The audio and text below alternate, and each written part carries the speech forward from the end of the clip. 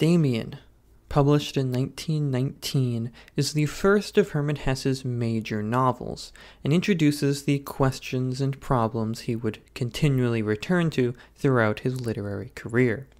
Originally published under a pseudonym, the name of the main character, Emile Sinclair, the novel takes the form of an autobiography of a young man growing into maturity by casting off the traditional values of his youth. Of vital importance to our reading of Damien is the philosophy of Friedrich Nietzsche.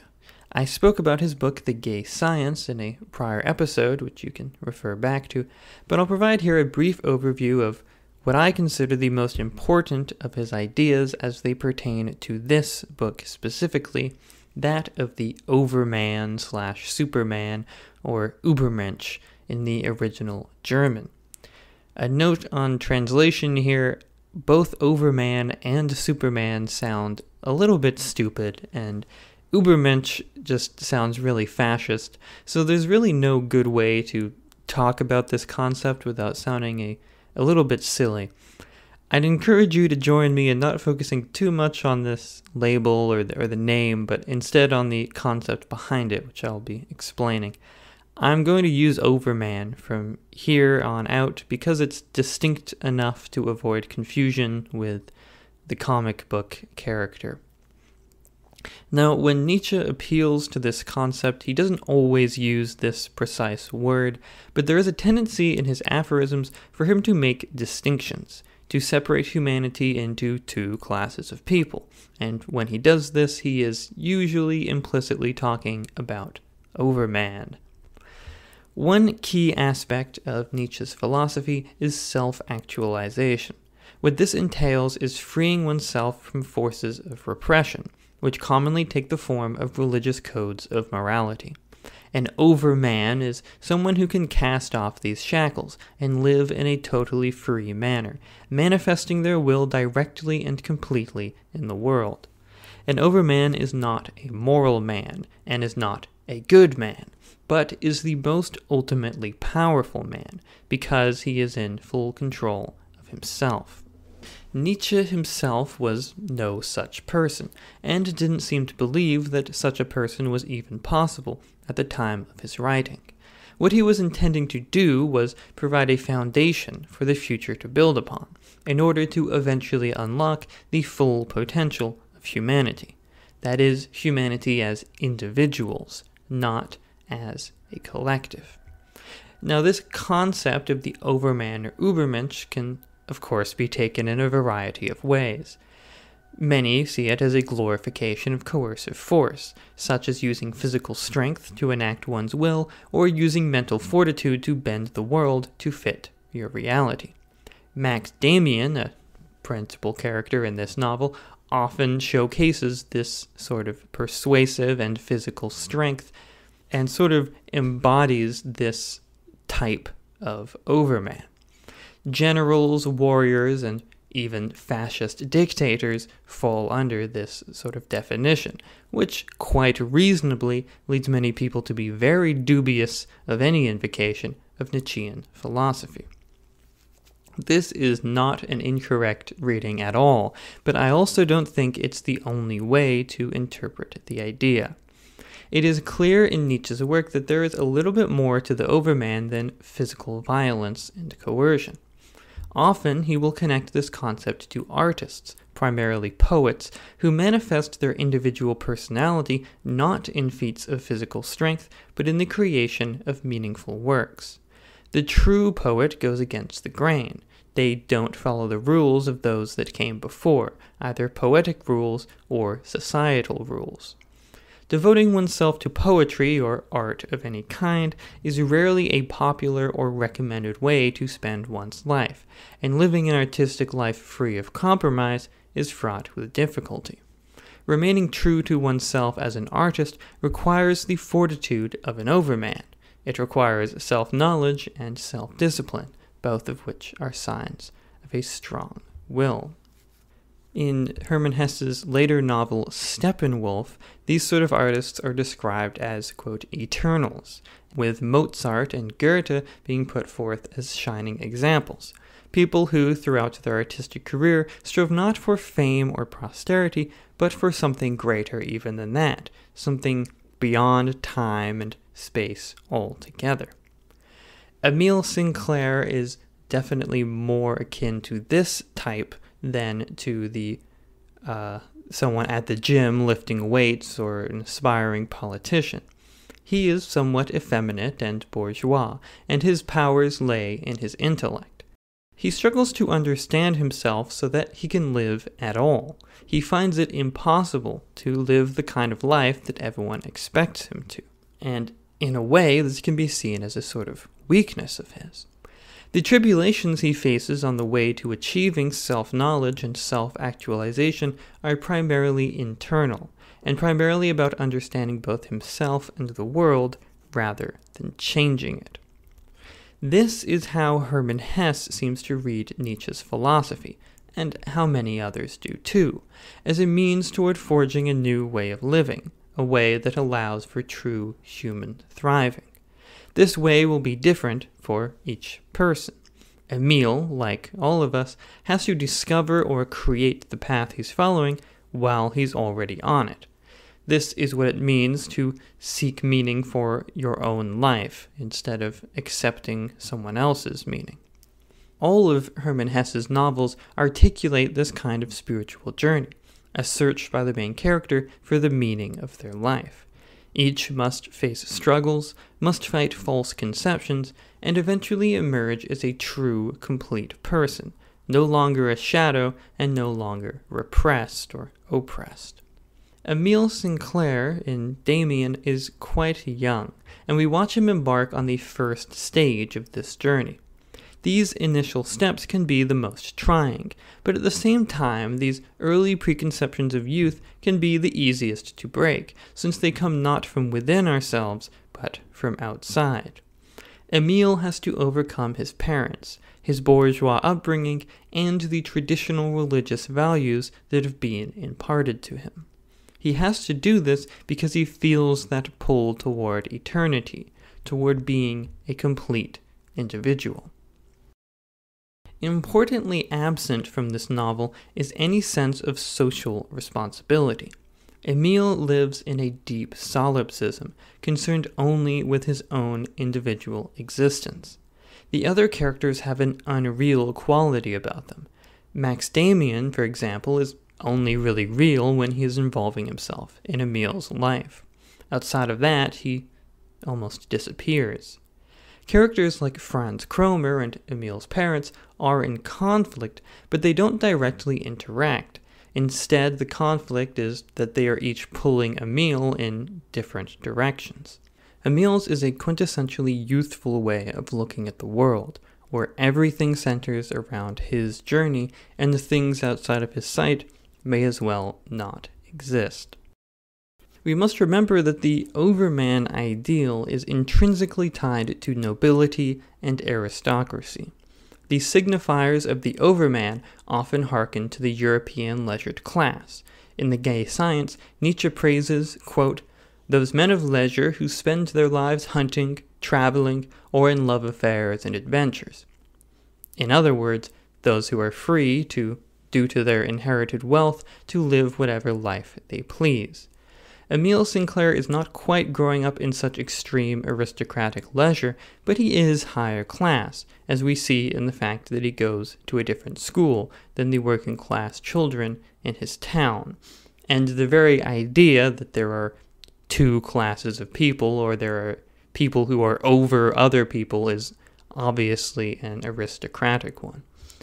In Hesse's later novels, such as The Glass Bead Game, we get a much deeper look into how this sort of renunciation of social responsibility on the part of the elite affects the greater world. The question actually arises as to whether such inner-looking activities are beneficial in a more general sense or merely egoistic. For now, though, we're stuck with Emile Sinclair, trying to find his own way in the world. The emphasis here is on it being his own, and the role of the world is an antagonistic force. This, I think, is what makes the novel resonate so deeply with young, rebellious people, including myself. When things don't go your way, or you don't feel like you're able to live the life that you want, then it only feels right to lash out against the world. Going your own way in life and not following any path laid out for you is difficult. Even finding out what your own way is can be difficult, and it involves a constant double-checking. Is this what I want, or is this what other people want for me? Chapter 1. Two Worlds. The book's first sentence tells us, in an abstract sense at least, what Emile Sinclair really wants. Quote, "All I wanted was to live the life that was spontaneously welling up within me. Why was that so very difficult?" Born around the turn of the 20th century to a bourgeois German family, Emile Sinclair suffers more acutely than most the transition from childhood to adolescence, when one starts to catch glimpses of a world one is still unable to understand. Inside young Emile is an older, stronger, darker, and more mature Emile, struggling desperately to emerge. He needs a little coaxing. To fully embody this new image of himself, Emile must face those aspects of the world and of ourselves that many of us try to ignore. In the first chapter, Two Worlds, Emile labels these aspects the dark world. It is at around 10 years old that Emile begins to recognize this dark world as a distinct entity, an opposite pole to the innocent propriety of his childhood home. It is not as simple as separate places, physically, as the dark world interpenetrates the Sinclair household. The domestic workers occupy this dark world, sharing stories of, quote, slaughterhouse and jail, drunks and bickering women, cows giving birth, horses collapsing, burglaries, killings, suicides. When the maids are engaged in prayer with Emile's parents, they are part of the bright world. But as soon as they escape to the kitchen or pantry, they become part of the dark. We can see from a few of these examples that this bright world, dark world distinction isn't tied only to morality, but to class.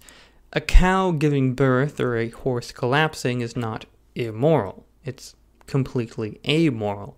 It's just an animal doing something natural.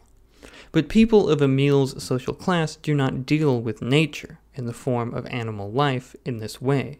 They don't dirty their hands with newborn calves or dead horses.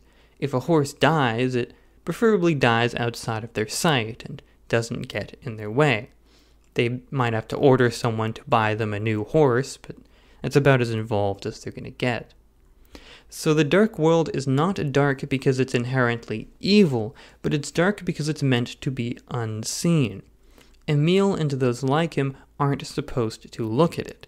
They may catch glimpses of the dark world, but they're meant to act as if they don't. And this is the source of Emile's frustration. He feels constrained by the bright world, like he's missing some key part of human existence.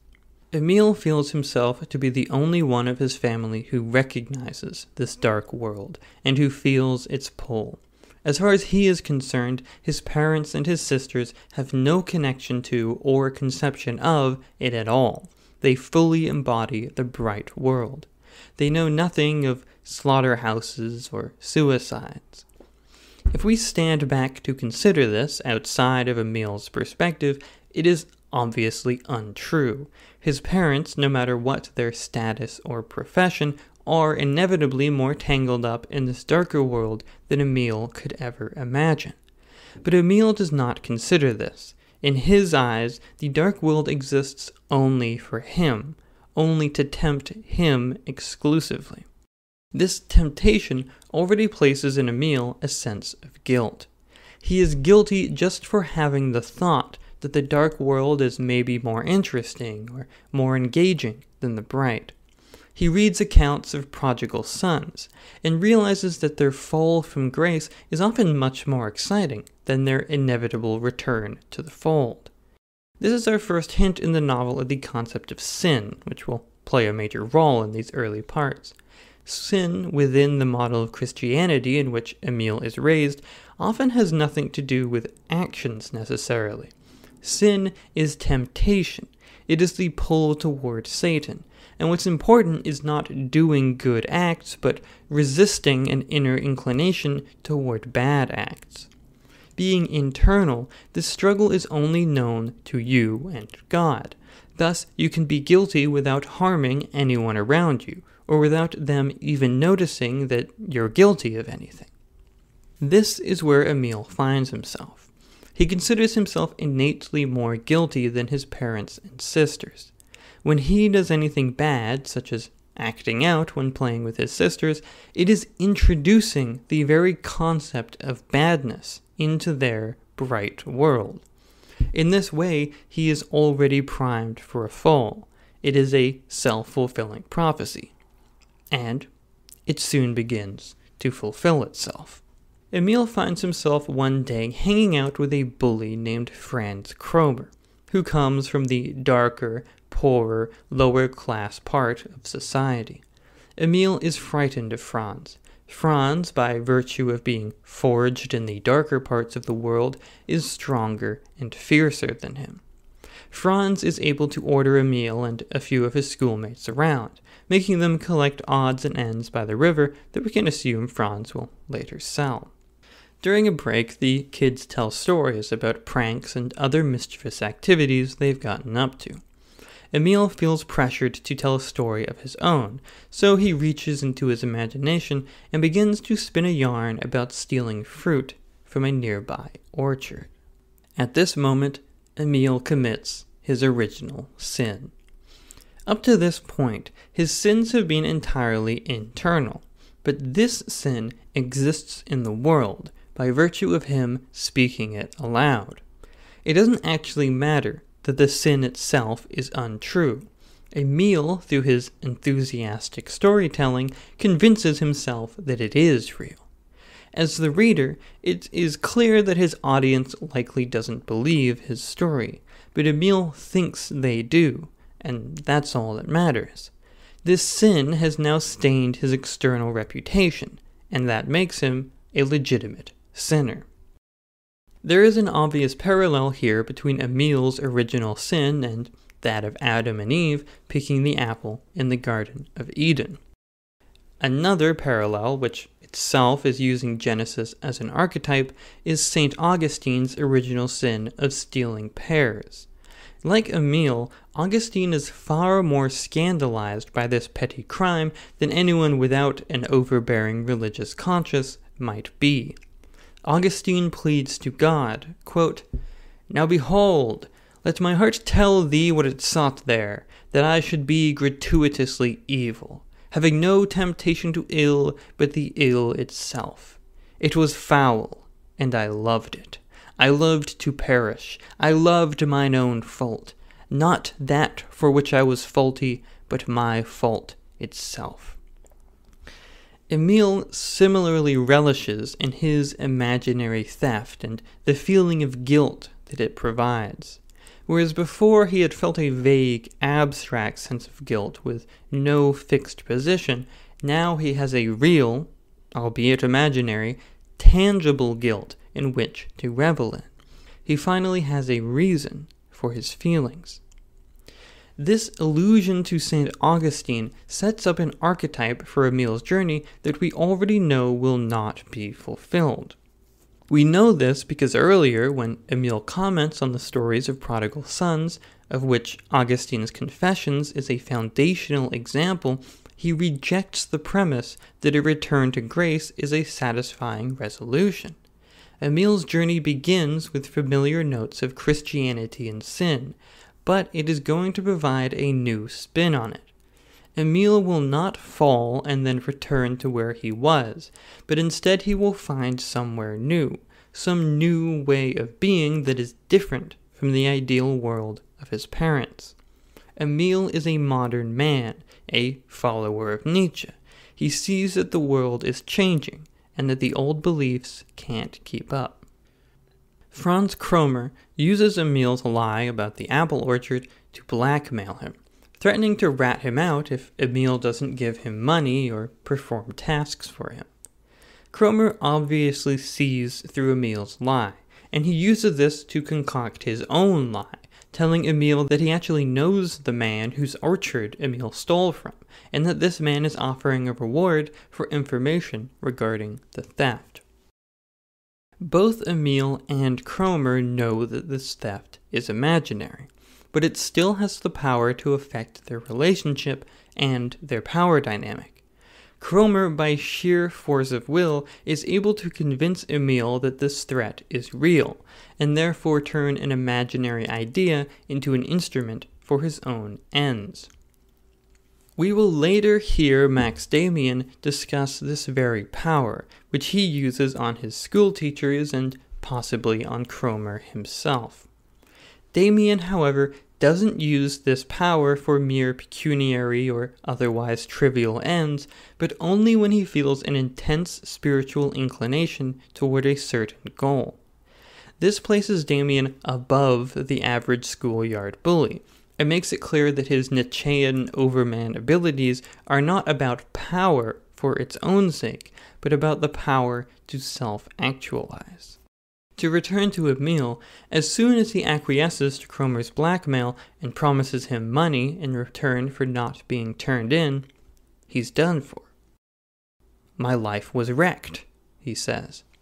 He contemplates running away or committing suicide, but settles for sitting down on the stairs and sobbing. This may all seem like an overreaction, but there are a few things at play here. Firstly, Emil is only 10 years old, and little problems feel a lot more significant when you're 10 years old. Secondly, Emil has always felt himself destined to be pulled down into the dark world, and now it has finally happened. He is fatalistic about it because he feels it's his fate. He is physically incapable of doing the very simple actions that might free him from Kromer's pull, such as telling his parents about the whole thing, knowing that they will sincerely believe him when he says the apple theft never really happened. This is because even if he were to free himself this time, he sees it to be inevitable that in the future he will once again be pulled into the dark world. He's tainted now. He's already a sinner, and there's no turning back. He says to himself, quote, "Whether my crime was a theft or a lie didn't matter. My sin wasn't any particular action. My sin was having given my hand to the devil." It doesn't matter what he did, and therefore it doesn't matter if his punishment fits the crime. The true crime is internal, in his giving in to temptation, and therefore his true punishment will not be bestowed by authority figures, but will be inflicted by himself on himself in the form of anguish and torment. Kromer takes on a massive presence in Emil's mind, dominating his every waking moment. He is always on the alert for Kromer's distinctive whistle, which lets him know that Kromer wants him to do something or give him something. This whistle is ubiquitous. It can appear at any time and in any place, and interrupt whatever Emil is doing. Kromer is much more important as a mental phenomenon than as a physical one. His presence in the world pales in comparison to his presence in Emil's imagination. His real power is quite limited. He's just a schoolyard bully, after all. Even if he were to turn Emil in, which wouldn't even make sense because Emil didn't actually do anything, the worst that could happen is that Emil gets scolded a little. The farmer isn't going to kill him for pretending to have stolen a few apples. Thus, Kromer is a mere representation of something greater, that is, the devil, and Emil describes him as such. He has Emil under his sway, and is able to compel Emil to do his bidding, because of Emil's innate sinfulness. Or rather, Emil's innate sinfulness lies in the fact that he can be compelled by the devil. Emil mentions that this entire Kromer saga might only have lasted a few weeks in all, and yet it left such a mark on him that he chooses it as the introduction to his life story. There are a few reasons for this. One is what I've mentioned thus far, that this was his first proper sin. Second is because the Cromer saga ends with the appearance of Max Damien and the first showcasing of his powers, which we will get to in the next chapter. But third is an incident that Emil says is the, quote, important and lasting element of the whole experience, and this is when Emil overcomes his father. Like most incidents in Emil's life, this is a one-sided affair. Emil's father has no idea that he is being overcome, or that anything of note is happening at all. In his eyes, he's simply scolding Emil for dirtying his shoes outside. But Emil knows the truth, which is that he has done something much worse than dirtying his shoes. He's dirtied his soul. He has ruined himself to such an extent that it feels almost comical that his father wouldn't notice. From this, he gains a sense of pride. He knows something that his father doesn't, and thus he is superior to him in some way. We can tell that Emil has always respected his father, like many children do, and considered him essentially omniscient and omnipotent. It is only now that he realizes that he will not be in his father's sway forever, and that he has the power to become his own individual. In another sense, we can see this as a confrontation with the father in a more abstract sense, i.e., overcoming God and the material ramifications of following God's commandments. The implications of God the Father go further than just denoting that Jesus is his son, and casts a wide shadow over father-son relationships in general. In the traditional bourgeois family structure in which Emil is born, the father is the arbiter of judgment and punishment. In sinning and not receiving immediate punishment from on high, Emil has proven that the connection between sin and punishment is not as direct as he may have previously thought, at least in a material sense.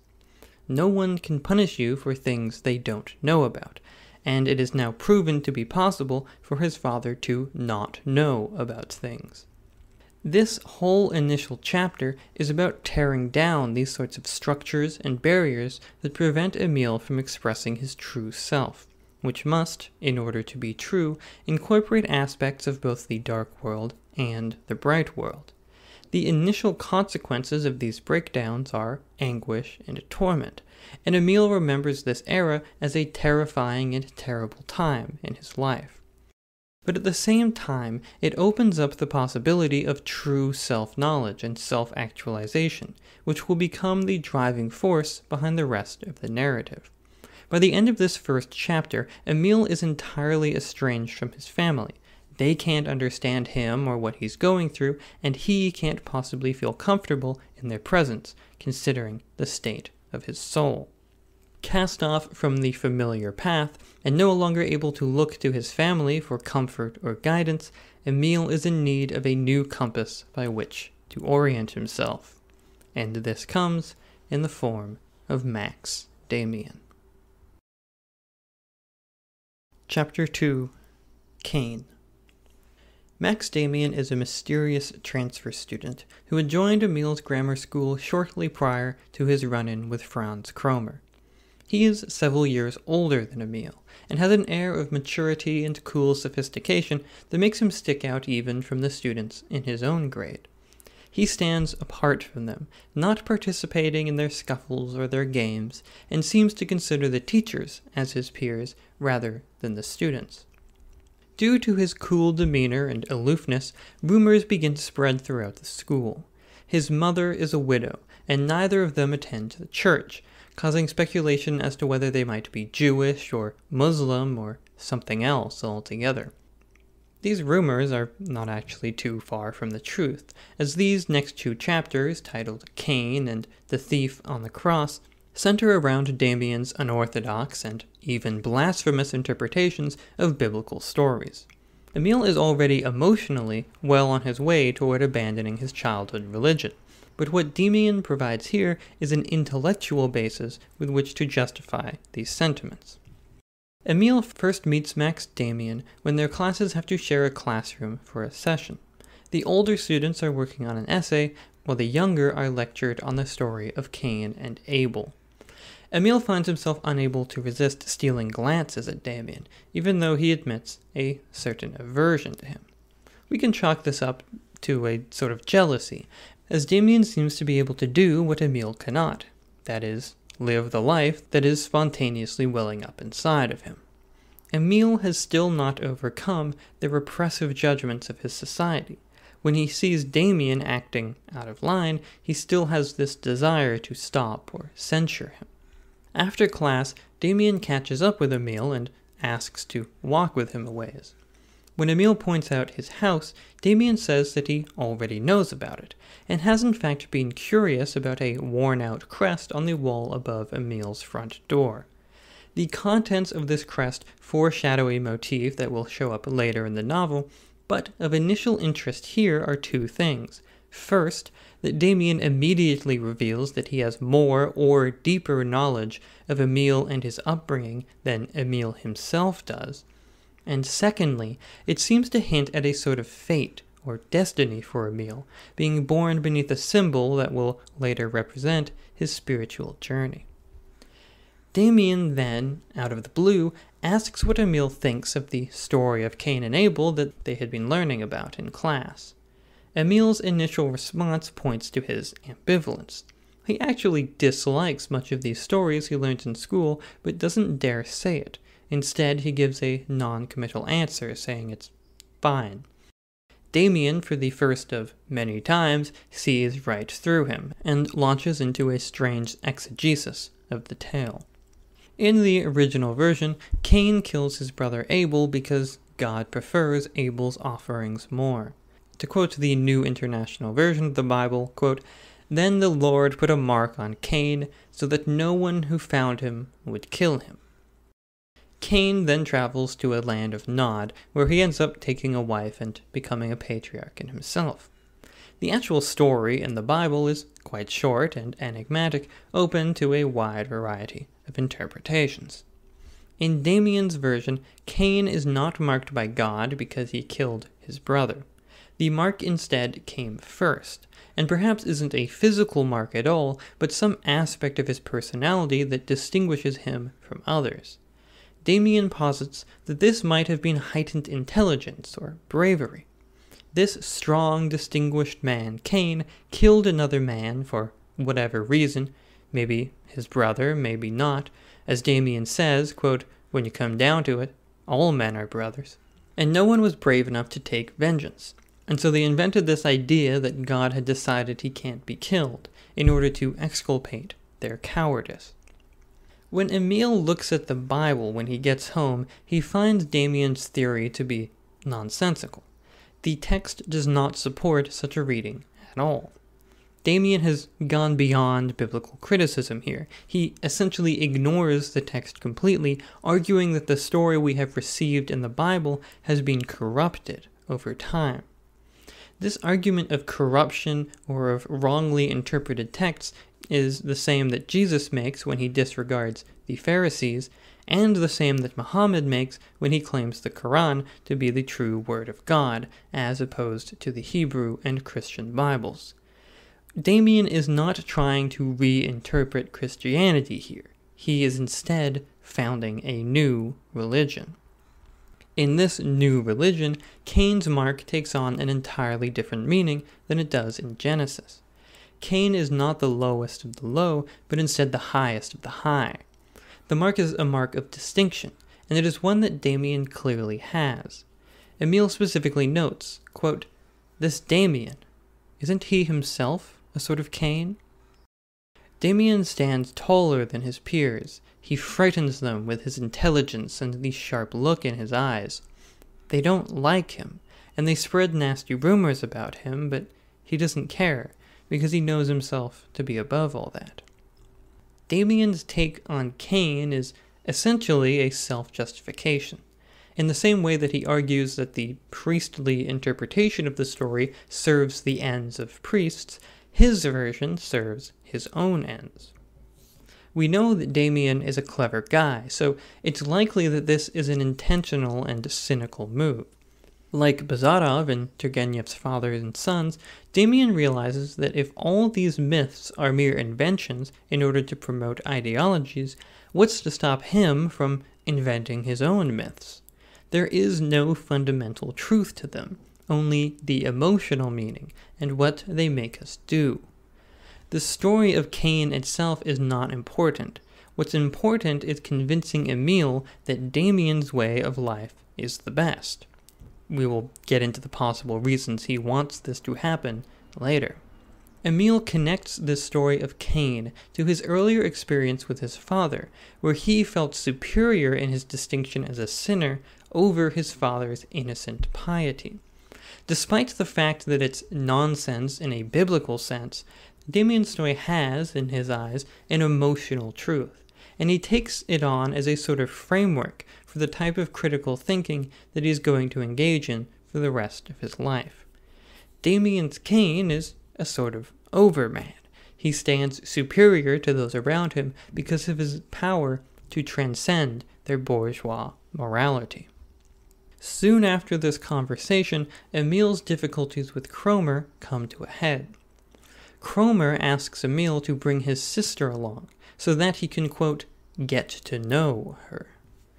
Emile does not know what getting to know each other means, but he does understand sex to be, quote, some kind of secret, disgusting, and forbidden thing that older boys and girls are able to do to each other.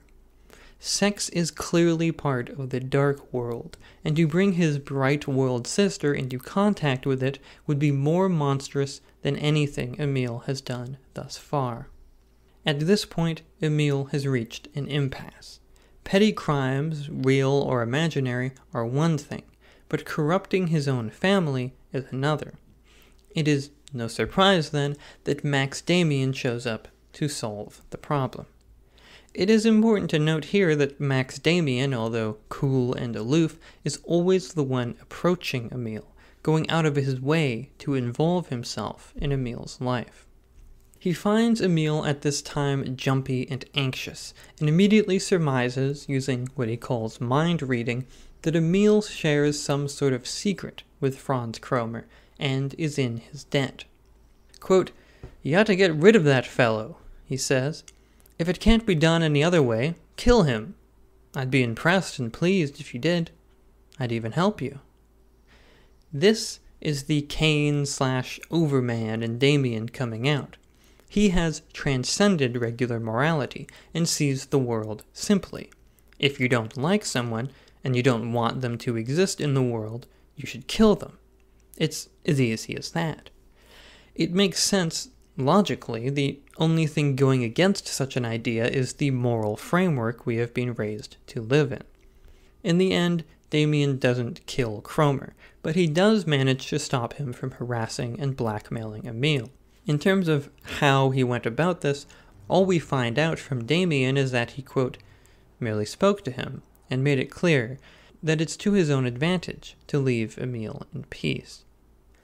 Now, if we imagine this conversation, the only real way this could have worked is via threat, as Cromer's relationship to Emile up to this point has been entirely to Cromer's advantage. Damien has been rumored by the school children to have unnatural powers, and to have paralyzed another student's arm simply by squeezing his neck, so perhaps he made use of this reputation. Thus, Emile's problem has been solved, but importantly, Emile does not solve it. He doesn't face the dark world head-on. He doesn't manifest his own strength. Instead, he sits passively, allowing others to fight over him. Free from his personal Satan, he finally confesses to his parents what he's done, and the petty sins he was forced to do in order to satisfy Cromer. Safe in their arms, and in the calming realm of the bright world, he reverts to a second childhood, relishing in the culmination of his prodigal son journey. But deep in his heart, Emile knows that this is not over. He's seen the dark world, he's even lived in it, and he understands that Damien's action didn't just free him from Cromer. It has, at the same time, transferred possession of Emil's soul from Cromer to Damien. Cromer is the Satan of the dark world. He is sin in its most pure, simple, and stupid form. He uses his power to achieve petty goals with no higher meaning. Damien, on the other hand, is the lord of a realm that transcends Emil's initial conception of two worlds, the bright and the dark. Damien's realm straddles both in order to reach at something loftier. Emil recognizes that the path Damien has laid out for him will be much more difficult and much more demanding, and thus he fears putting himself in Damien's hands. At the same time, there is a recognition here that Damien's control is somehow benevolent. Emil recounts nightmares in which Cromer beats him and pins him to the ground or forces him to commit terrible acts like murdering his own father. In these dreams, Emil always struggles against his tormentor. But when Emil has these same dreams of being, quote, beaten and terrorized, but this time not by Cromer but by Damien, he does not struggle, but instead accepts it, with, quote, an emotion made up just as much of pleasure as of fear. This is a recognition on Emil's part that whatever suffering Damien's path will put him through, it will be good for him in the end. That Damien is trying to help him. This mixture of pleasure and fear characterizes their entire relationship. When Emil first sees Damien, he says that he doesn't like him, that he found him, quote, too provokingly self-confident. And yet he is clearly attracted to him and his self-confidence, to the point where he can't take his eyes off of him. We will explore some of the homoerotic elements present here in a later chapter.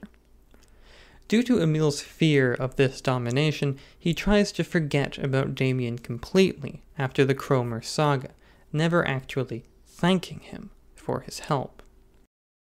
At the end of the chapter, Emil asks his father about Damien's interpretation of the story of Cain and Abel. His father tells him that such an interpretation inevitably leads to the Gnostic heresy, that God has made a mistake, and that the God of the Bible wasn't the true God, but some other thing. His father dismisses this as a satanic heresy, an attempt by the devil to destroy Christianity. But we have to ask ourselves whether this argument is that much different than Damien's idea that the church has concealed the true meaning of the story for all this time.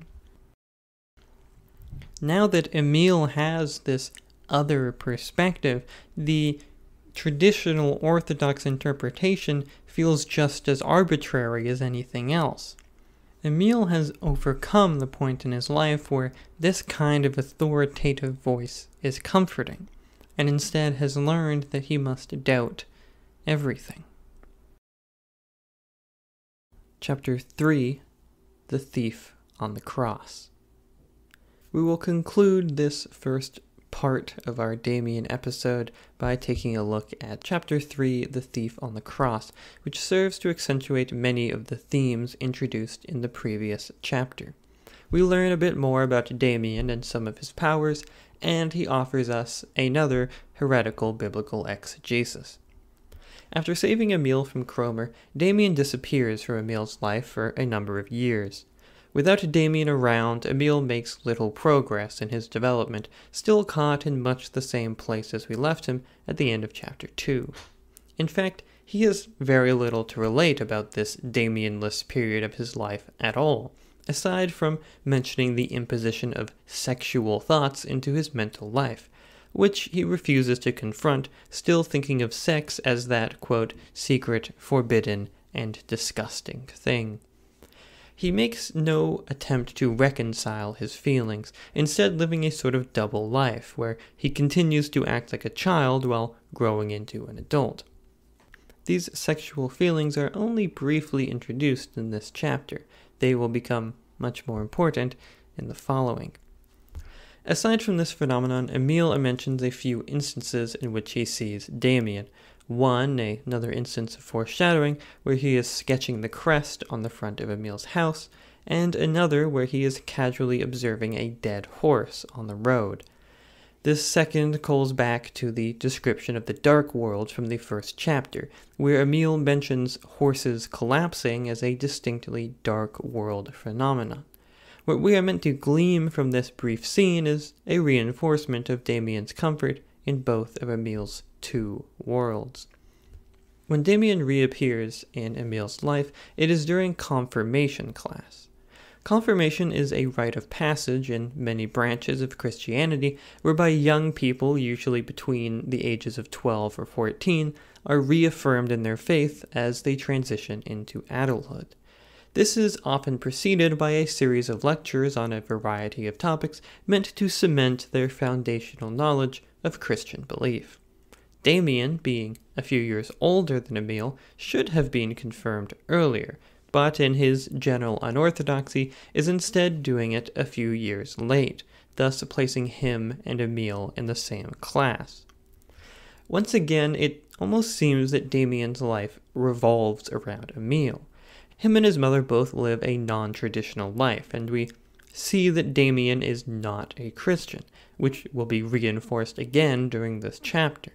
He is not attending confirmation class in order to learn or to reaffirm his faith, but is instead there to deal the finishing blows to Emile's faith and convert him, finally, to his new religion.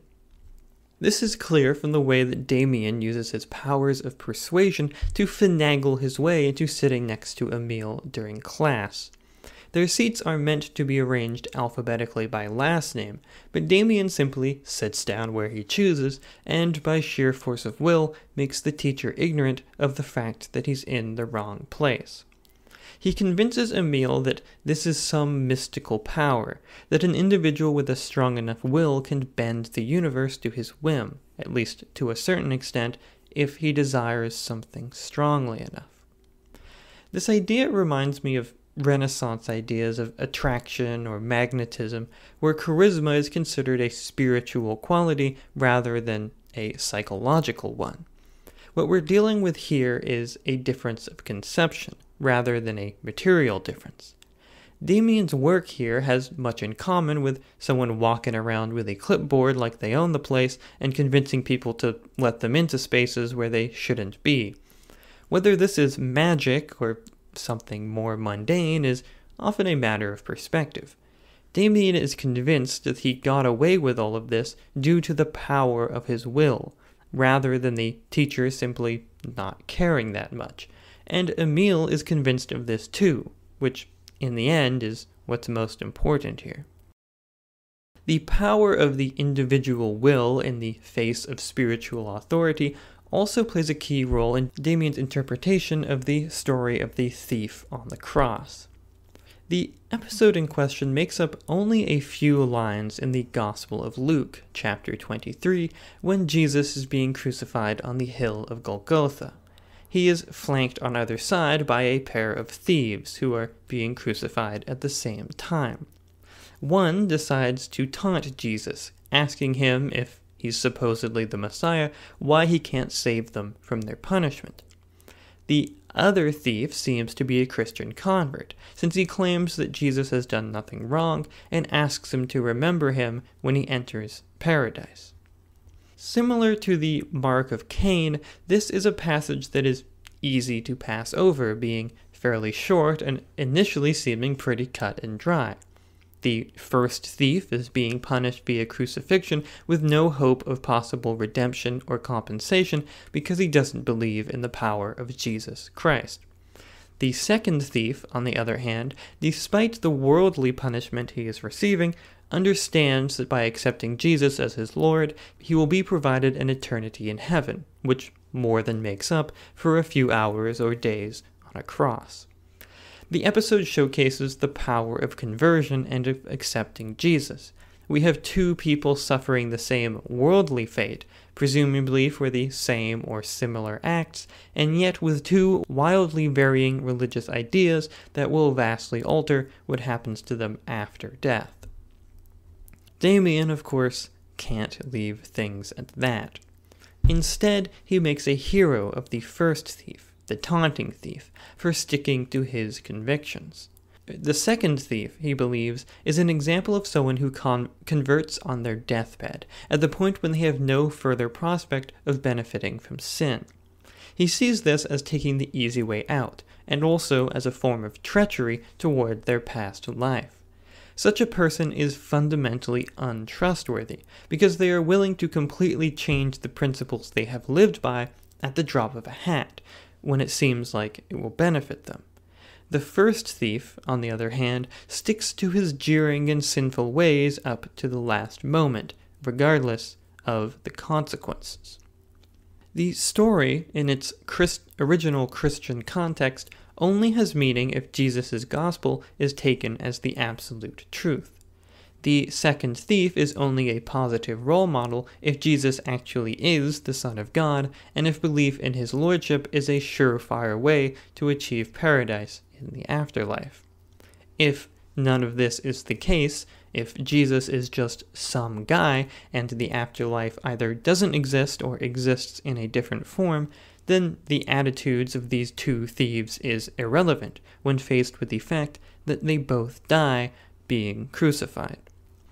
What Damien has to do here, then, is construct a new cosmology, where these attitudes are, in fact, meaningful, but in a way that is directly opposed to the gospel-as-truth cosmology presented by Jesus and his disciples. Damien's cosmology is, on the other hand, subjective, and one's only loyalty is toward one's individual nature, rather than some all-encompassing set of beliefs. The second thief is true to God, but the first thief is true to himself, because he has, at least in the implied backstory that Damien provides for him, constructed his own principles and then stuck to them. This conversation ends with an important exchange where Damien's ideas begin to intersect with Emil's theory of the two worlds. Damien argues that in Christian thought, everything good and holy is connected to God, while everything else in the world is either ignored or ascribed to the devil. This leads people to an incomplete understanding of the world and of themselves, because they can't appreciate the interplay between what is the devil's and what is God's, or, in other words, between the dark world and the bright world. And so, he says, quote, "We must also have a service for the devil, or else create some new god, who would also include the devil within himself." As we will see later, such a god exists, and learning to worship him will be a part of Emil's journey. In practical terms, what this means is learning to face both the bright world and the dark world, and accepting that each of these worlds exists within oneself. Emil's pull toward the dark isn't sin or temptation, but instead a longing for completeness, which will, in the end, give him the power to live the life that is spontaneously welling up within him. This power is exemplified in the character of Damien, who has, by the end of this chapter, transformed from a cool older friend to a nigh supernatural figure. His off-stage handling of Cromer, combined with the rumors floating around him, already hinted at powers beyond normal human capacities. And in this chapter, we are introduced to his magical charismatic powers, as well as a form of meditation that harkens to legends of Eastern sages. This meditation is discovered by Emil one day in class, when he looks over at Damien and finds him sitting completely still, not even breathing, looking pale and lifeless. Damien had mentioned previously that, quote, "A person must be able to crawl away into himself completely, like a turtle." And it looks like he is able to do just that. Emil is frightened by this for a reason beyond its obvious uncanniness. In Damien's stone-cold mask, he thinks he sees the real Damien. that the Damien that talks and hangs out with him is just Damien playing a role for his sake, and that the true Damien is this person, quote, stony, age-old, animal-like, stone-like, beautiful and cold, dead, and secretly filled with unimaginable life. What terrifies Emile is the knowledge that this true Damien is impenetrable. He contains within himself all that he needs, and because of that, he can absent himself from the world at will. This ability means that every interaction he has with the world, and thus with Emile, takes place on his terms, and that he holds all the power. The world cannot affect him, because the true him lies behind this impenetrable stone mask. By revealing this power, Damien is signaling his incoming disappearance from Emile's life. He will, for the next few years, be totally inaccessible, and Emile will need to learn to cope without him and find the power within himself. In Damien's worldview, relying on others is a weakness. Each man is an island and must learn to live totally independently. Emile is not there yet. He's nowhere near. When he attempts to emulate Damien by practicing meditation, he struggles to keep it up. He hasn't developed that inner world to escape into. At the end of the chapter, Emile is preparing to leave his childhood home to attend school in another town. We have now reached the end of Emile's adolescence. He learned that he can't rely on his parents and thus turned to Damien. Now he has learned that he can't rely on Damien either. Quote, Damien had gone out of town. I was alone. But we are never ready for a new phase in our life, no matter how much we prepare. In order to progress, we must face new challenges, and inevitably, we must fail. Emile, left alone without Damien, will flounder.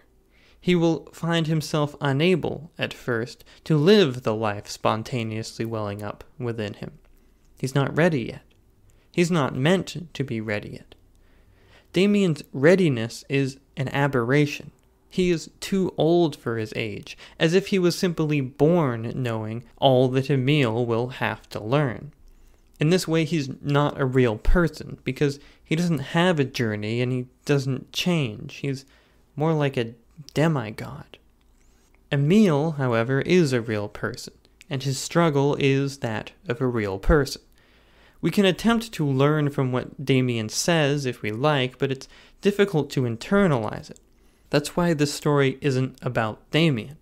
It is only by following Emile's journey that we can see how this philosophy works within a real human life, and perhaps learn something about what it means to become yourself.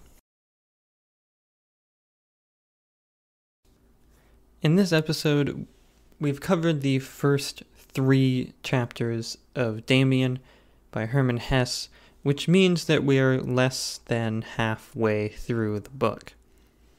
I've chosen to cover this book in such detail, partially because the book is relatively short, and its brevity makes it quite tempting to cover everything in it, which is obviously impossible to do, but at this rate it seems like I'll be getting somewhat close. We've set up in this episode Emile Sinclair and his childhood, and we've set up the character of Damien and the sort of overman framework that will sort of serve as the structure for Emile's journey and his outcome in the end of the book. So hopefully we'll be able to get through in the next part, the sort of second half of the book, where Emile is sort of left to fend for himself. He ends up meeting a new spiritual guide that he must overcome when he realizes that those answers are inadequate. And that will be the moment when Emile sort of comes into his own. And then we will have to deal with the novel's somewhat enigmatic conclusion with the onset of the First World War. Whether it will be possible to cover that in one part or not remains to be seen. This episode was, even being a third, or even being less than half of the book, is actually longer than most episodes of the show. Even if the second part is the same length as this one, it will make this Damien episode longer than my War and Peace episode, a book 12 times its length, which is somewhat hilarious, but that's just the way it goes. So I hope you're enjoying this sort of deep dive into Damien. I can't help but do things the way I do them, so we're going to be here for another month. Thank you for listening to the episode. Make sure to tune in for the next one, where we will be concluding this novel, I hope. Or at least we'll be getting a lot more into it, and we'll explore a lot of different aspects of it. I don't know what book I'm going to be covering after this. Can't look that far in the future. If you like the show, if you're enjoying this, make sure to rate or review it on podcast platforms. You can subscribe on YouTube and leave a comment there. Also, tell a friend if you think anyone would be interested. If you know anyone who is into this novel, wants to hear someone talk about it for a long time, let them know. I'd greatly appreciate that. You can visit my website at balkwell.online, where I publish essays every 2 weeks. If you like this show, you'll like those essays. It's a similar sort of thing. Also, I recently published a novel. It's called Only in Dreams. It's available on Amazon. The book is sort of a coming-of-age story, and it's actually somewhat similar, a similar vein to Damien. Different in many ways, but a similar type of story, so maybe you'll enjoy that. And that's all I got.